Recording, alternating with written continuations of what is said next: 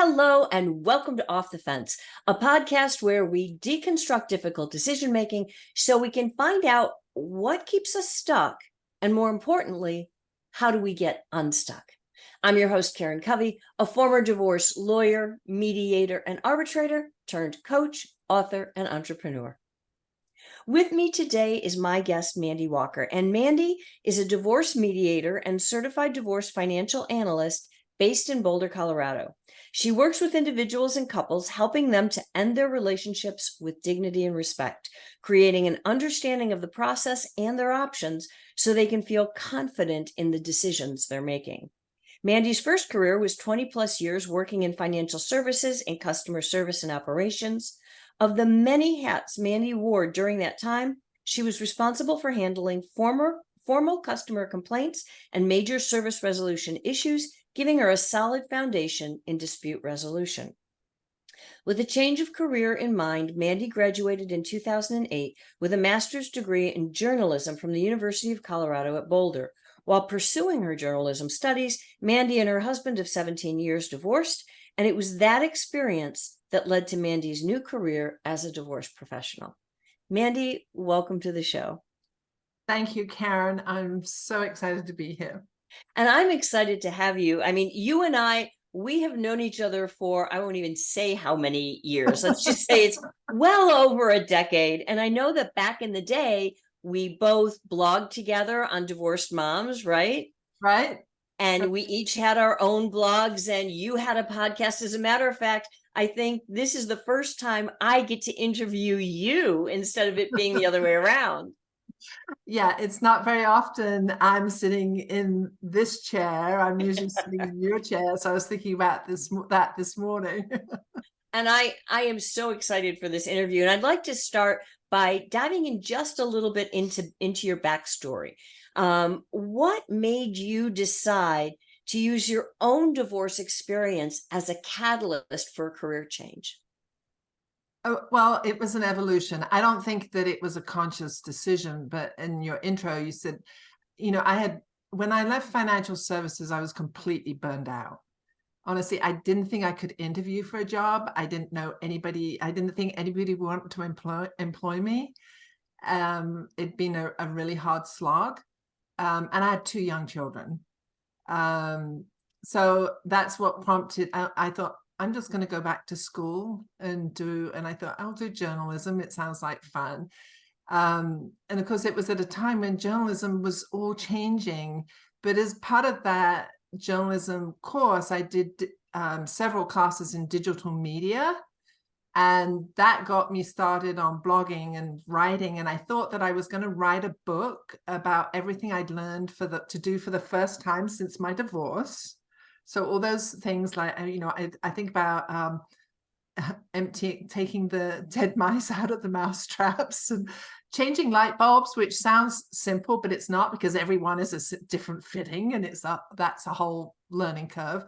But then I realized I didn't think that it was that interesting, and I didn't have enough material to fill a book. So I started interviewing other people, and those conversations with other people quickly turned into a lot more meaningful conversations about what had happened during the marriage, what led to the divorce, what they'd learned now. And that's what I used for my blog, sincemydivorce.com, to share other people's stories about their journeys and what they had learned. And then that kind of materialized into doing some in-person coaching locally. And then I thought, well, if I'm looking at revenue generating, I can't just be putzing around like this and not bringing in any money. So then I trained as a mediator. And that's when I thought, wait a minute, I've been mediating for 22 years. I could do this. This is just a different set of rules. Yeah, that's fascinating. And what I think is so important for people to hear about your journey is that, you got it, you were burned out, you were divorced, you wanted to start something new, but at some point the light bulb goes off and you said, wait a minute, I have to make money at this, right? And that's a whole different world. Yeah, it is. Right. Absolutely. And I know that like, because you've been a coach as well, and a lot of people have these grand ideas, because when you go through a divorce, it's a life change, right? So it kind of fits to change your career as well, if especially if you've been burned out at the same time. So many of my clients say, well, I'm going to go, get educated in X and become X, right? Whatever it is. And that's great. But really, once you're responsible for bringing in money to support yourself and your children, you've really got to look at whether X, not only whether it's what you want to do and will be fulfilling, but does it bring in cash? Right. Because you need it. And during that time when I was starting on coaching and mediation, I was also working part-time in a couple of different capacities. So I did have some other revenue stream. Yeah. Was bringing things in, which I think you have to do.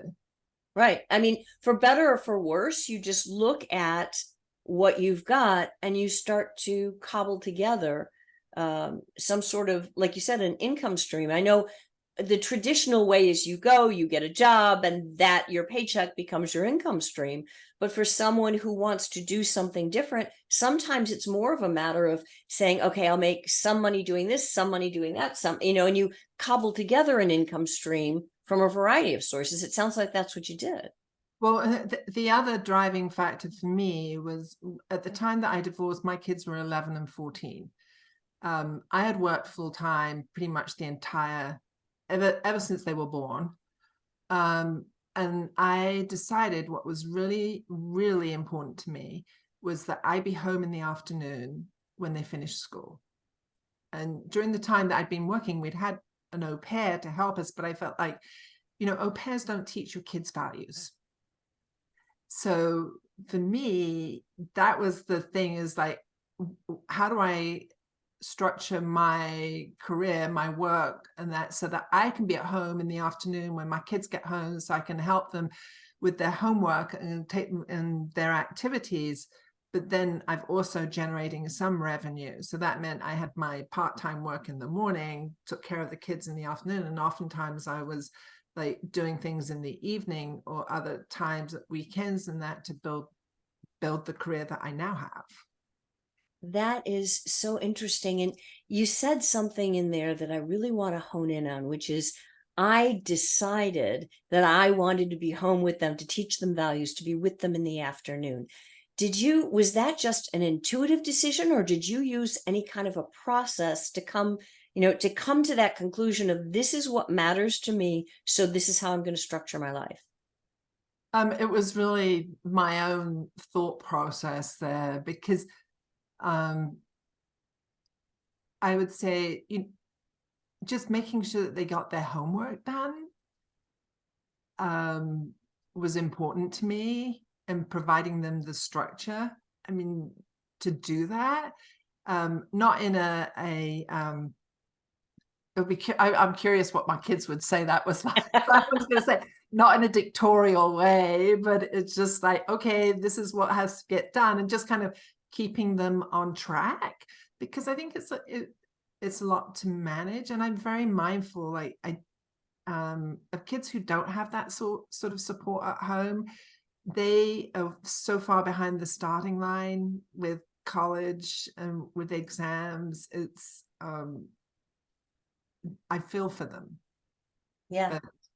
But it was important to me that I could do that for my kids. In fact, the first year that the first summer I was divorced, I bought a KitchenAid stand mixer, and I decided I'd make a different cake every week, so my kids could have a different cake. And that took me back to my childhood, because we were latchkey kids. My parents both worked, but my mom, and that was before packaged foods and that. So my mom there was always cake and goodies at home in the pantry for us to snack on when we got home from school. So that was kind of my That's so cool. it was such a fun trip to say, okay, this is what I've made this week. This is the sort of cake I want to make this week, and this is so. That's so awesome. I really love that. And I think your kids probably did too. better than hostess. But so at some point you decided, like, you knew what your values were, you knew it was important to you, and you decided to hone in on the mediation aspect of being a divorce professional. Why mediation? What does mediation mean to you or bring to you that made you say, yes, I want to do that? So one, I think, it did fit with my skill set, as I said, with all my experience. And then working in Colorado has done a lot to make the divorce process much more accessible for people to go through without using attorneys. Or I should say, without retaining attorneys. And this is where the language gets a little bit complicated, because a lot of people will use attorneys, and I often tell people to go get a consult. So they work with attorneys on what they call unbundled basis or a consulting basis. It just means that they have a conversation with them on a specific topic, or they might take what we've drafted, an agreement we've drafted in mediation, and take it to the attorney for review. So they can still work with attorneys, but a lot of want to do this without retaining attorneys because they want to spend as little as possible and manage their budget on professional fees. Some people I've found are just dead set against attorneys and want to do it themselves. So I think, say Colorado, all the templates are online, but I still think it's a very overwhelming process. Yeah. Because it has its own jargon, and there are the templates for even our financial disclosures are online, but is there a document that tells you what the court expects all of that to be? No. Yeah. So I think people go into this and they recognize that, as you said earlier, this is a huge monumental change, and they really need help from somebody to guide them through it. 100%. And, I am an attorney and a mediator and all the things. And I understand where people are coming from. And I think as time goes on, I mean, I've seen a huge shift, having been in the industry for, well, we'll just call it, I counted decades, not single digits. But being in it this long, I've seen a much greater movement towards not just do it yourself, but do it without litigation, doing it in a different way. And mediation's a great way to do that. But I think you and I are both on the same page of saying to people, look, you need legal advice. You may not need the gladiator by your side to fight that, but you don't have to get that. You can get legal advice without buying yourself a fight. And if you don't have that legal advice portion, that's when 6 months later, a year later, you look back and you say, wait a minute, I could have done this. Why didn't I do that? And you start to have regrets, or you make mistakes because you weren't fully informed, right? So it's all about knowing what you're deciding and then deciding whatever you want, right? And I do think that most people are surprised at how few things are black and white in divorce. 100%. And I can't speak for other states, but in Colorado, and like, even, I'll share the statute that talks about how assets get divided, and it's not black and white. And I'll share the statute for spousal support, and it's not black and white. So I do tell people, mediation is an opportunity for you to reach an agreement that works for you and your family, because they are still a family. And that agreement can look very, very different from what a court would decide if it was in a contested situation. 100%. If we go through, when we go through the process of mediation, if there are topics that the two of you aren't able to reach an agreement on or are struggling, that's when I'm going to tell you to go talk to an attorney, find out from the attorney, if you went to court, what is their assessment for what a judge would say? And then what are the pros and cons to that, what risk is there attached to that, and how much would it cost you to get to that point? And then you can bring that back to mediation, and that gives you a parameter within which you know how to negotiate. Right. You know, and I can tell you how at this point, you know, I probably work with 80 different couples a year. So I've been doing this for 10, 12 years. So I've helped hundreds of people through this process. I can't tell you how to make your agreement, but I can share how hundreds of other people have looked at, discussed, resolved the same topic. Right. And sometimes in mediation, I know we work to help people reach an agreement, but sometimes disputes arise after the agreement has been in place for years. Do you get people who come back to you and say, hey, we got to talk about this again, or revisit that, or something's not working, you know, those kinds of things? I do. The most common one is child support. Because in Colorado, it is modifiable by statute at any time prior to the child's 19th birthday. Your finances change, and or the number of overnights changes, or most of the time it incorporates the cost of health insurance as well. So if any of those change, then we're redoing child support.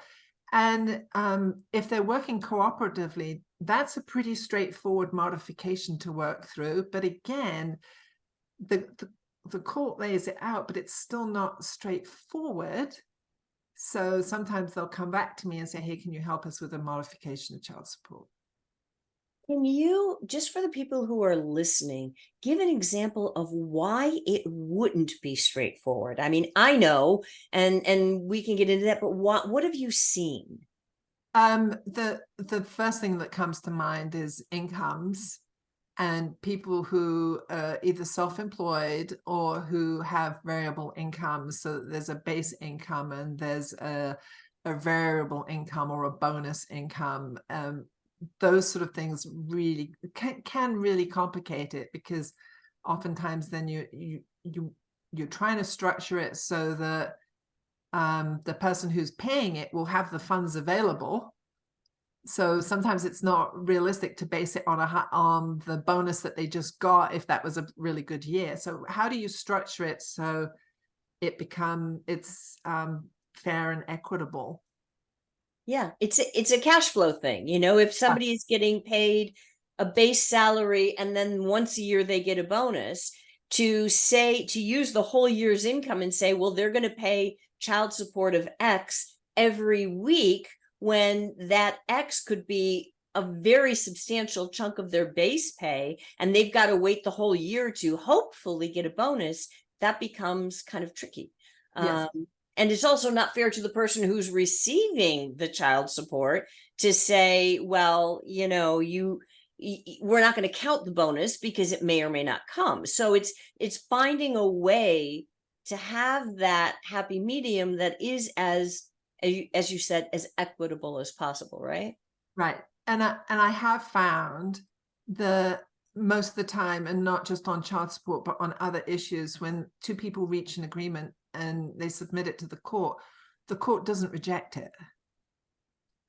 Yeah. There are times when the court might say, you know, we need you to add more information about what if this, what if that. Mm-hmm. So then I always tell my clients, if the court has any questions, come back to me. I'll give you up to an hour of my time at no charge, and we'll address the court's concerns.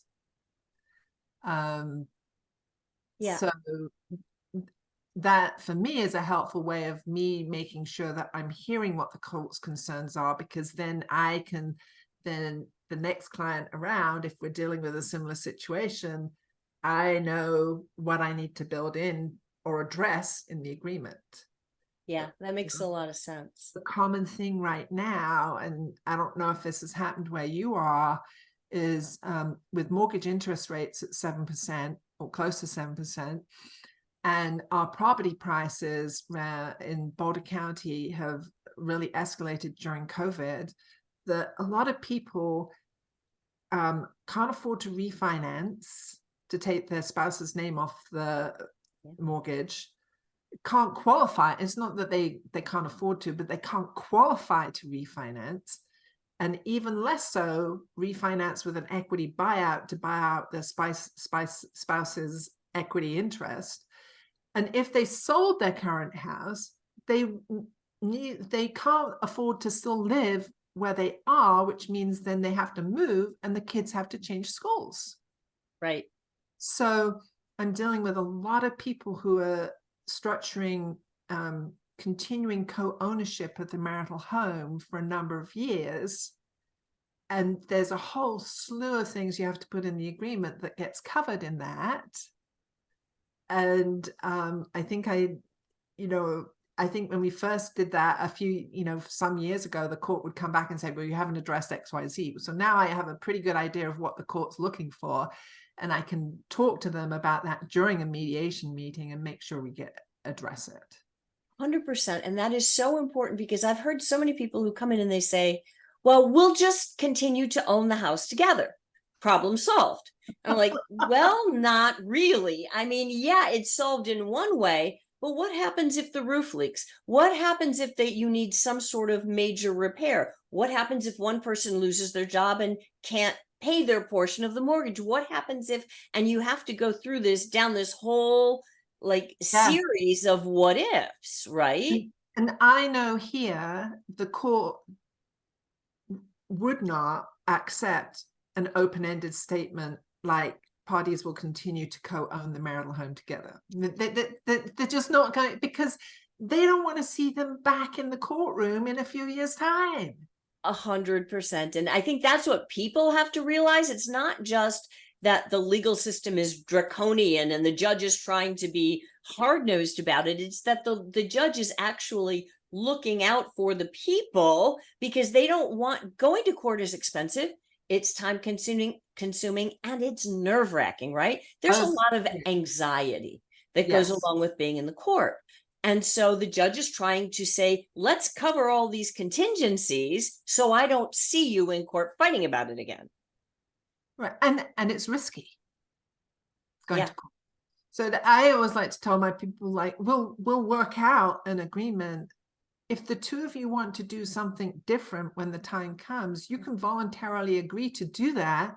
I would just recommend that you formally record that and record it as an amendment to your agreement and file it with the court so that it avoids future disagreements. But you can, the two of you, cooperate and agree to do something different when it comes down the road for some sort of circumstance that nobody could have foreseen. Yeah, that's something that people really need to hear and understand. People think so often that whatever is written in their agreement, that somehow if they do one little thing different, like if, with respect to parenting time, okay, you're going to have the kids on Wednesday instead of Tuesday. Oh, but it says Tuesday. Oh my goodness. It's not like the judge comes down from on high and swoops in and lightning strikes you, right? None of that happens. What I tell people is whatever is in your agreement, only, that's your blueprint. And if somebody has a problem with it, then you can, and somebody has done something different than that, you can go to court and then ask the judge, but the judge has no idea what you're doing in your life. Right. So it's not self-enforcing. But that brings me to another question about, mediation in general. You and I are both mediators. We both believe strongly in staying out of court for all the reasons that you said. But is every case right for mediation? I mean, okay, who should go to who should consider this, and who should just say, nah, I can't do that? Right. So there are situations that I offer everybody a free initial consult, but sometimes there are some in that initial consult where it's very clear to me the mediation is not the right path. And that's cases where one parent is looking, absolutely, if they're looking to restrict parenting time, it almost is never going to be mediated unless the other parent is somehow on board, is on board with that. So I'll always say, you know, if, and most of the time they're looking to restrict parenting time is drug and alcohol use issues. If there's recent domestic violence, that would also probably preclude mediation, because in my mediations where I'm working with people who don't have attorneys, we're on the Zoom call together, so they're not necessarily, they're not usually in the same room, or we're meeting in person together. I like to do them as much as possible, the three of us together. If there's been domestic violence or there's a substance use question, then that probably isn't going to work, and that is going to point them to attorneys. Just because they can't be together, they can't have a productive conversation. Yeah. I do usually tell people, you know, there's no harm in trying mediation. And my first step is always to get them to pull their finances together. And if that drags on and one party has done their finances and the other party keeps dragging their heels, I'm going to say, you know, guys, party A has said that they really want to move forward with this, and party B, I'm not seeing that you're sharing your financial data. I don't know if mediation is right for you. Well, let me ask you a question. I mean, if party B or even both of them don't want to share their financial information, can they mediate? No, I won't do that. Why not? Well, so usually I'm doing parenting plan and separation agreement, and the separation agreement is the narrative for how you're dividing your finances. So certainly on the financial side, how do you decide who's taking what if you don't know what the totality is? Exactly. So I feel pretty strongly like you can't, and the courts here require each person to submit a financial statement. So working with me, you will have that statement ready to submit to the court, but I can't get into a discussion about who's taking what until we know what the whole picture is. And that is so important, because I don't think people always realize that. I mean, it sounds so basic when you put it out there. You can't divide with what you don't know exists. But somehow there are some people who think that they can just not provide that information and get through a mediation, or and use the mediation as a way to, well, I can make my spouse agree to what I want, whatever division I want, and they'll be none the wiser, and that's just the way it's going to go. So just feeding off what you've said, I have had situations where the finances have been disclosed, but there's one party who is very fixed on a particular issue, and it's like my way or the highway. And my sense is that that issue is an unreasonable request. And then I'd say to both parties, go talk to attorneys, get your assessment done, and then come back. But sometimes that party still is, you know, locked into a position. And that's when I say, you know, guys, I really don't think mediation is the right path for you. We've had 2 meetings, we've made no progress. This is not cost effective for you. You need to go through, consider a different route. That leads me to another question, because mediation, so many people think that the mediator is a judge and can decide things. And you and I both know that's not true. So since we can't decide, we can only suggest, recommend, open minds, you know, help communication, those kinds of things. But at what point will you tell a couple, guys, this is just not going to work. Like, how many sessions will they have? How long does it take before you say to them, this doesn't look like you're ever going to reach an agreement? Well, I think that's a hard question to answer in terms of sessions. I will try and resolve as many other issues as I can, because I know then I can say to them, look, you've got this one issue that's not resolved. You guys can go ahead and file your own agreements with the court and ask the court to resolve this one issue. And I think that if you can get to that point, then it also narrows down that contested hearing and you've resolved a lot of other issues. But that being said, I also tell people nothing is set in stone until we have an agreement that's signed and filed with the court. So at any point you can say, well, if I agree to this, then I want to go back and rediscuss XYZ. Yeah.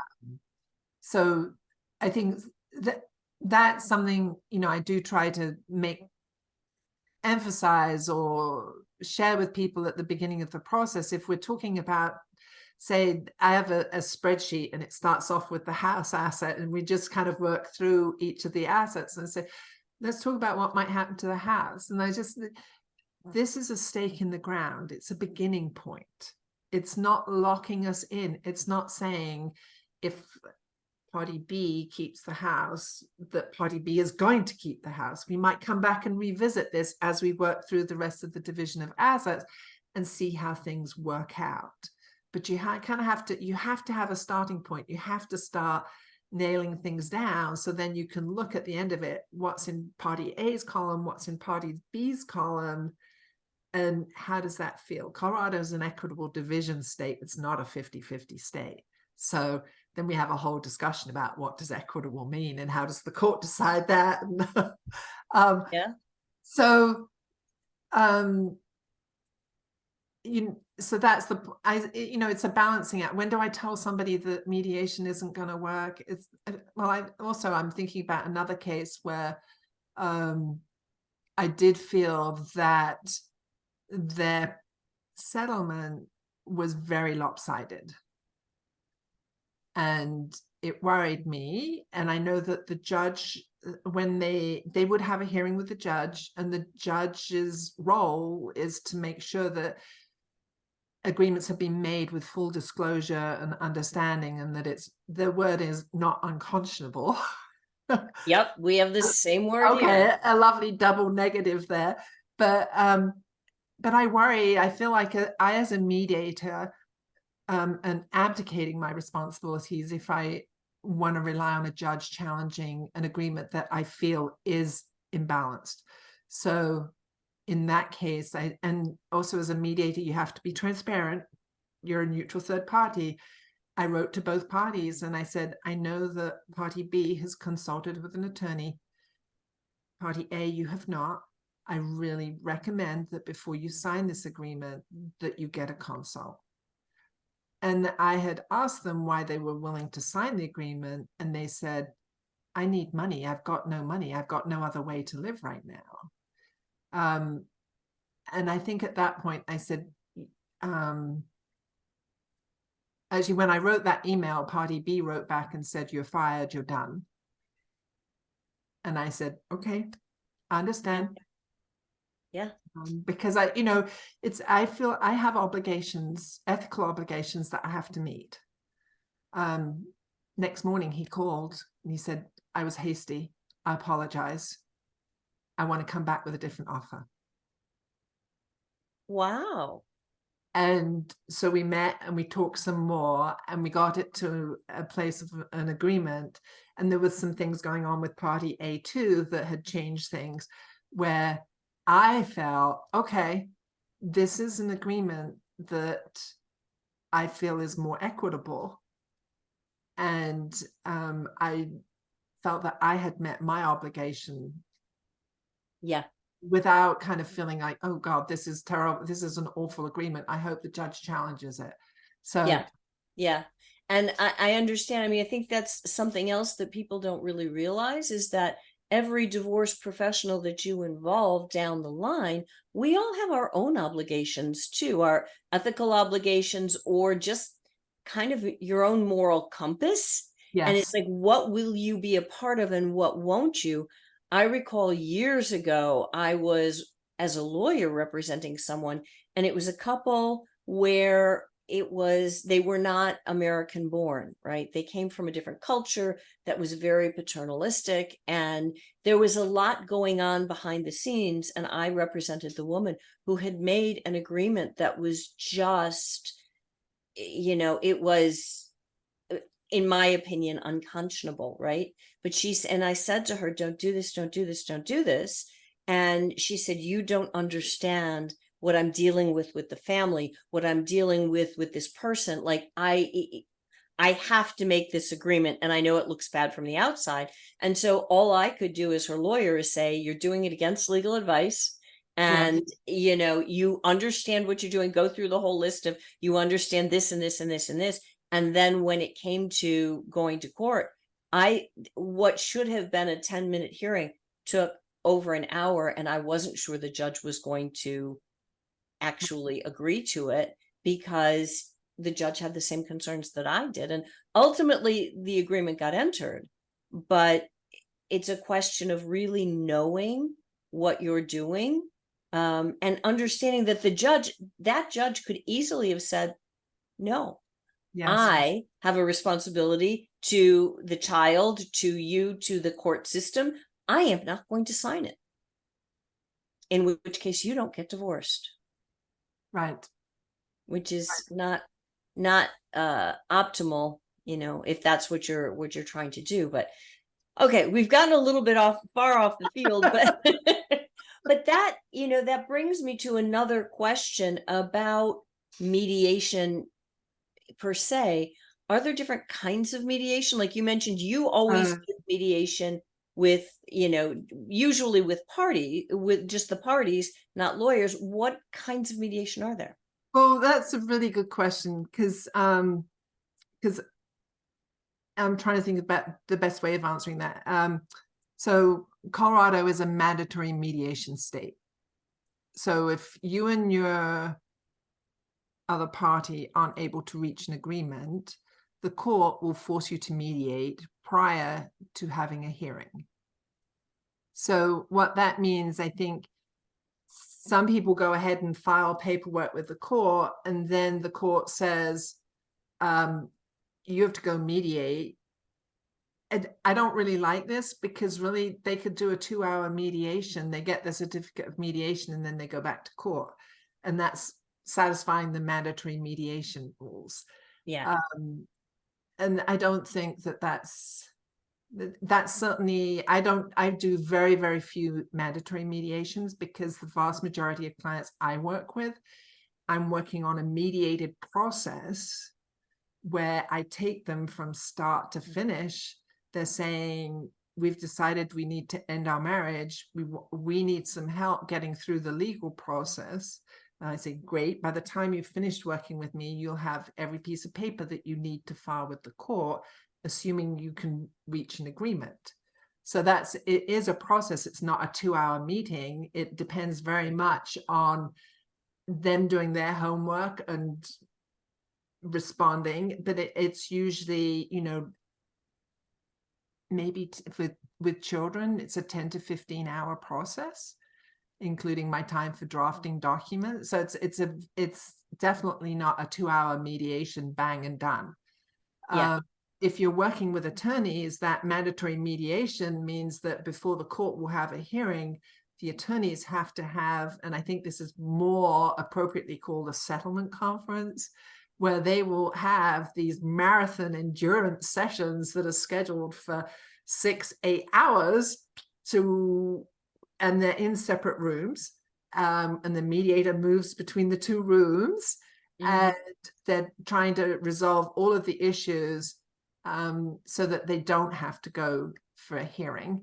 I generally don't do that type of mediation too. I think that the attorneys, when they're representing clients, would rather work with an attorney mediator.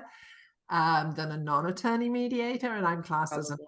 non-attorney mediator. So I have this niche of people who have not retained attorneys who want to do the mediated process. So I think that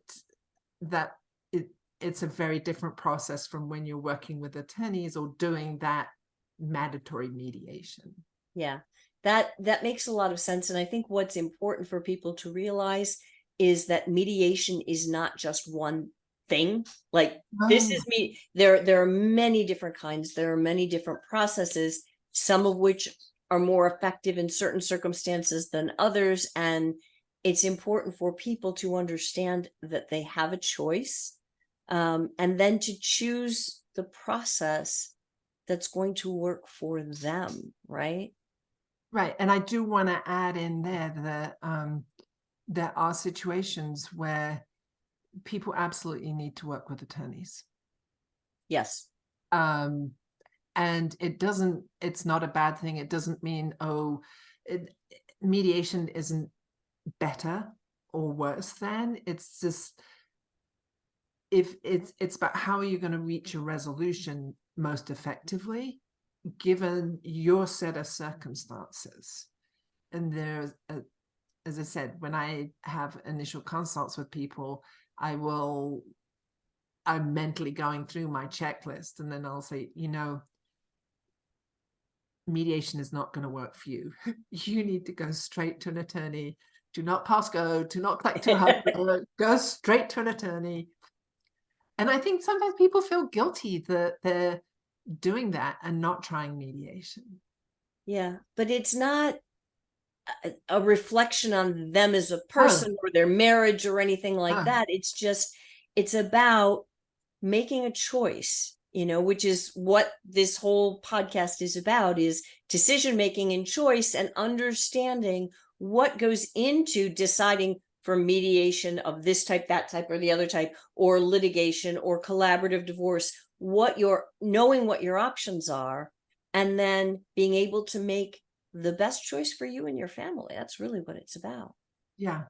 I do have a timeline for mediation, a sample timeline for mediation, which I would encourage your listeners, if they're interviewing mediators or attorneys, is to say, can you give me an idea, a timeline? What does this look like? And I don't say that this is like meeting 1, meeting 2, this is what we'll cover, meeting 2, this is what we'll cover, meeting 3, this is what we'll cover, after meeting 1, this will be your homework, this is my homework. It's because I'm very aware, this is their first divorce. I've been through it hundreds of times, so I know an order of things that really works. But I think spelling it out like that to people really helps them get an understanding about what this is about and what to expect. Yeah, Um, that is so important, because people don't know what to expect. And then your fear becomes huge because you don't know what to expect. you don't know where it's going. You don't know how long it's going to take. Yeah, Yeah. 100%.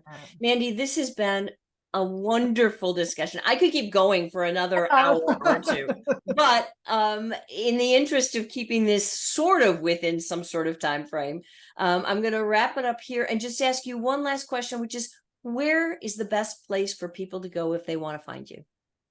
Thank you, Karen. It's mandywalker.com, and Mandy is Mandy Walker, Walker. I sometimes get questions about that because of my accent. Yeah, that's the best place to reach me. That's awesome. Mandy, thank you so much for sharing your wisdom here and really answering a lot of questions about mediation that I know people have. So thank you, thank you, thank you.